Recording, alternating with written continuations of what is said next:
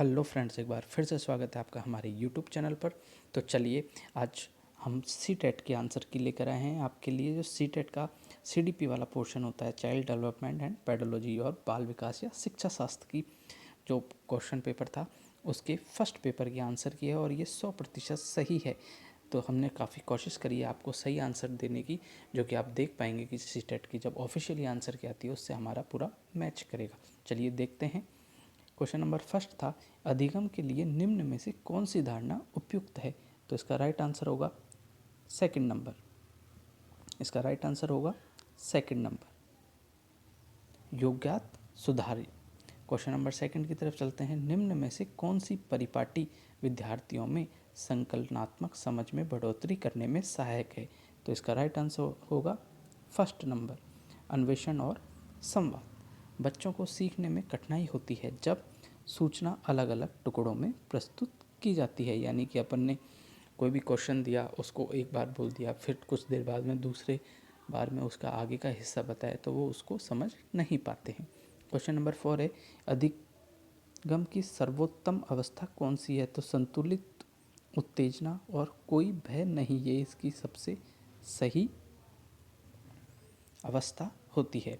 अधिगम का संरचनात्मक विचार या सुझाव देता है कि ज्ञान की संरचना में बच्चे सक्रिय भूमिका निभाते हैं, क्योंकि आपको पता है बच्चे को हमेशा सक्रिय रखना है, तब वो ज्ञान ले पाएंगे, नहीं तो नहीं ले पाएंगे। चलिए क्वेश्चन नंबर 6 है, एक कार्य के दौरान सायना स्वयं से बात कर रही है कि वह कार्य पर किस प्रकार प्रगति कर सकती है। लेव वाइगोत्स्की की भाषा और चिंतन सोच के बारे में दिए गए विचारों के अनुसार इस तरह का व्यक्तिगत वॉक क्या दर्शाता है? तो वो स्वयं नियमन कर रही है, अपने ऊपर कंट्रोल करना सीख रही है। मूल्यांकन पद्धतियों का लक्ष्य होना चाहिए विद्यार्थियों की ज़रूरतों एवं आवश्यकताओं की पहचान करना, ये एक लक्ष्य होता है। चलिए क्वेश्चन नंबर 8 की तरफ चलते हैं।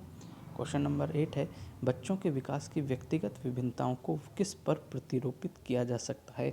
आनुवंशिकता एवं पर्यावरण की पारस्परिकता पर। किस पर किया जा सकता है? आनुवंशिकता एवं पर्यावरण की पारस्परिकता पर। चलिए क्वेश्चन नंबर 9 है, एक खेल क्रिया के दौरान चोट लगने पर रोहन रोने लगा। यह देखकर उसके पिता ने कहा, लड़कियों की तरह व्यवहार ना करो, लड़के रोते नहीं। पिता का यह कथन क्या दर्शाता है? तो सेकंड आंसर इसका बिल्कुल राइट होगा, लैंगिक रूढ़िवादियों को दर्शाता है। चलिए क्वेश्चन नंबर 10 है, एक प्रगतिशील कक्षा में, क्वेश्चन नंबर 10 में क्या राइट आंसर होगा देखते हैं। एक प्रगतिशील कक्षा में ज्ञान की संरचना के लिए प्रचुर मौके प्रदान करने चाहिए, यानी कि बच्चों को अलग अलग तरीके से क्वेश्चन पूछने चाहिए और उनसे जवाब लेने चाहिए। चलो क्वेश्चन नंबर अपन 11 की तरफ चलते हैं। क्वेश्चन नंबर 11 है, एक गतिविधि के दौरान छात्रों को संघर्ष करते देख एक अध्यापिका बच्चों को संकेत और इशारे जैसे क्या, क्यों, कैसे प्रदान करने का फैसला लेती है। लेव वाइगोत्स्की के सिद्धांत के अनुसार अध्यापिका की यह योजना अधिगम के लिए पांड आधारभूत संरचना का काम करेगी, यानी कि बच्चे क्यों सीखें, कैसे सीखें, क्या सीखें, उनको अगर क्वेश्चन देंगे कि क्यों हुआ, कब हुआ, कैसे हुआ, क्या हुआ, तो उनके मन में उसको जानने की इच्छा जागृत होती है। चलो नेक्स्ट क्वेश्चन की तरफ चलते हैं। Question number 12। क्वेश्चन नंबर 12 है, बच्चों के सामाजिकरण के संदर्भ में निम्न में से कौन सा कथन सही है? तो इसका राइट आंसर होगा सेकंड, विद्यालय सामाजिकरण का एक द्वितीयक कारक है और परिवार सामाजिकरण का एक प्राथमिक कारक है। ये तो आपने देखा ही होगा कि छोटे बच्चे होते हैं वो अपने घर परिवार से पहले सीखते हैं, क्योंकि स्कूल तो बाद में जाने लगते हैं, स्कूल में कम टाइम रहते हैं, घर परिवार में ज़्यादा रहते हैं। तो प्रथम परिवार, सेकंड स्कूल, विद्यालय होता है। बहुबुद्धि का सिद्धांत जोर देता है। बहुबुद्धि का सिद्धांत किस पे जोर देता है? बुद्धिमत्ता की विभिन्नताएं दर्शाता है। भाई बहुबुद्धि सिद्धांत यानी कि एक से अधिक बुद्धि, तो विभिन्नताएं दर्शाएगा। नेक्स्ट क्वेश्चन नंबर 14 है, लॉरेंस कोलबर्ग के सिद्धांत के अनुसार किसी कार्य को इसलिए करना क्योंकि दूसरे इसे स्वीकृति देते हैं नैतिक विकास के रिक्त स्थान चरण को दर्शाता है। तो ये किस प्रकार के चरण को दर्शाता है बताइए? इसका राइट आंसर होगा प्रथागत, यानी कि पहले से चली आ रही प्रथाओं को ये दर्शाता है। चलिए नेक्स्ट 15 नंबर के क्वेश्चन पे चलते हैं। क्वेश्चन नंबर 15 है, इससे पहले मैं आपसे रिक्वेस्ट करना चाहूँगा यदि अभी तक आपने हमारे यूट्यूब चैनल को सब्सक्राइब नहीं किया तो प्लीज़ चैनल को कर लीजिएगा सब्सक्राइब, जिससे आगे भी हमारे CTET, TET, REET, NVS, KVS सभी एग्ज़ामों से रिलेटेड इन्फॉर्मेशन और काफ़ी इंपॉर्टेंट क्वेश्चन देखने को मिलेंगे। जैसे कि आज आप देख रहे हैं काफ़ी अच्छा क्वेश्चन पेपर आया था, और यदि आप हमारे यूट्यूब चैनल से जुड़े हुए हैं तो आपको पहले भी हमने जो क्वेश्चन प्रोवाइड करवाए थे उनमें से काफ़ी हद तक क्वेश्चन 80% क्वेश्चन मिले हैं हमारे, आगे भी आपको काफ़ी फ़ायदा मिलेगा। चलिए क्वेश्चन नंबर 15 की तरफ चलते हैं।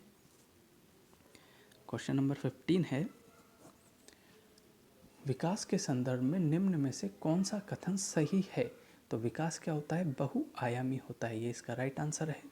चलिए क्वेश्चन नंबर 16 है, लेव वाइगोस्की का सामाजिक सांस्कृतिक परिप्रेक्ष्य अधिगम प्रक्रिया में रिक्त स्थान के महत्व पर जोर देता है। तो आपको बताना है कि ये किस पर जोर देता है। तो इसका राइट आंसर होगा सांस्कृतिक उपकरणों पर। ये किस पर जोर देता है? सांस्कृतिक उपकरणों पर जोर देता है, राइट आंसर होगा इसका। चलिए, जीव प्याजे अपने संज्ञानात्मक विकास के सिद्धांत में संज्ञानात्मक संरचनाओं को रिक्त स्थान के रूप में वर्णित करते हैं। तो इसका राइट आंसर होगा स्कीमा मनोबंध के।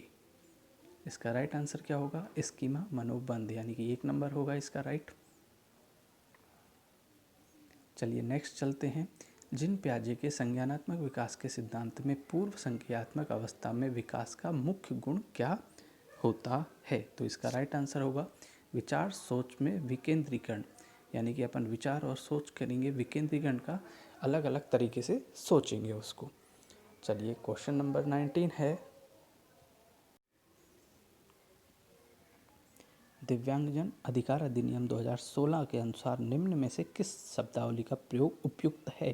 तो आपको पता है कि किसी भी छात्र को जो विकलांग है, जो अशक्त है, उन सबको क्या बोलते हैं?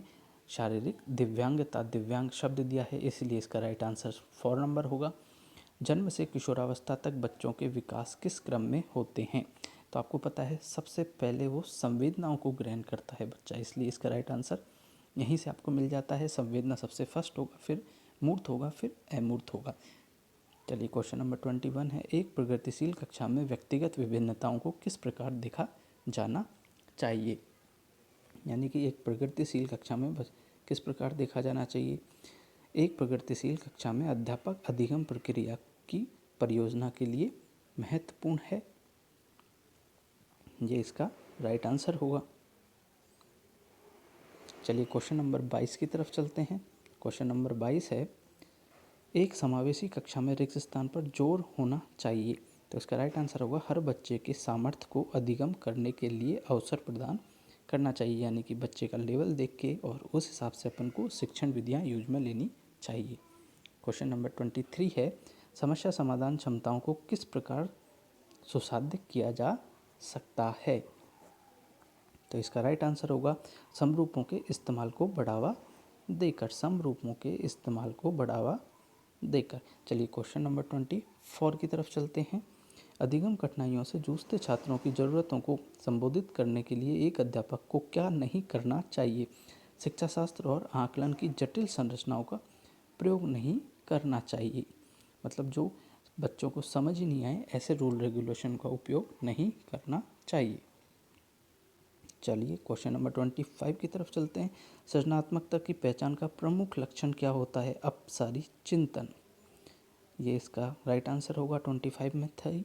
26 की तरफ चलते हैं। विविध पृष्ठभूमियों के अधिगमकर्ताओं को संबोधित करने हेतु एक अध्यापक को विभिन्न विन्यासों के उदाहरण लेने चाहिए। वही हर तरीके की सोच वाले बच्चे जिससे समझ सकें इस तरीके के उदाहरण लेंगे, तो क्वेश्चन का राइट आंसर होगा 3rd नंबर। चलिए 27 की तरफ चलते हैं। एक अध्यापिका को दिए गए किसी क्रियाकलाप में छात्रों की विभिन्न त्रुटियों का विश्लेषण करना चाहिए, क्योंकि त्रुटियों को समझ अध्यापन अधिगम प्रक्रिया के लिए अर्थपूर्ण होती है। 3 नंबर इसका राइट आंसर होगा। चलिए नेक्स्ट चलते हैं 28 पर। अधिगम की अभिप्रेरणा को किस प्रकार कायम रखा जा सकता है? तो इसमें भी 3rd नंबर होगा। प्रवीणता अभिमुखी लक्षणों पर जोर देकर, प्रवीणता अभिमुखी लक्षणों पर जोर देकर। चलिए नेक्स्ट 29 है शर्मिंदगी के ऊपर, कि जब कोई शर्मिंदा होता है तो संज्ञान पर नकारात्मक प्रभाव पड़ सकता है, यानी कि वो सोच समझ कर काम नहीं करेगा तो उस पर गलत प्रभाव पड़ सकता है। चलिए 30 नंबर क्वेश्चन है, निम्न में से अध्यापन अधिगम का सबसे प्रभावशाली माध्यम कौन सा है? तो इसका राइट आंसर भी थर्ड होगा, संकल्पनाओं के बीच संबंध खोजना, ये इसका राइट आंसर होगा। ये हमने पूरी कोशिश करी है कि 30 में से आपके पूरे 30 क्वेश्चन का राइट आंसर बताने की, फिर भी अगर ऑफिशियल आंसर की आती है तो उसमें 1 या 2 क्वेश्चन, क्योंकि कुछ कुछ के आंसर आप देखोगे तो 2 आंसर बिल्कुल सही लग रहे हैं, तो उसमें सीटेट किसको फाइनल मानती है, लेकिन हमने जहाँ तक कोशिश करी है कि जो ज़्यादा से ज़्यादा सही हो उसी को माना है। फिर भी 1 या 2% चांस होते हैं कि गलत हो सकते हैं।